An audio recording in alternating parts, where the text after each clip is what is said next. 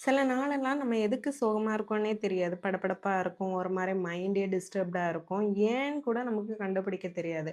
அந்த மாதிரி டைம்ல இந்த கிராட்டிட்யூட்ங்கிற ஒரு மேஜிக் வேர்ட நீங்க யூஸ் பண்ணீங்கன்னா, அவ்ளோ இம்மீடியட்டா நீங்க உங்க மைண்ட் செட் மாறுறத நோட் பண்ணுவீங்க.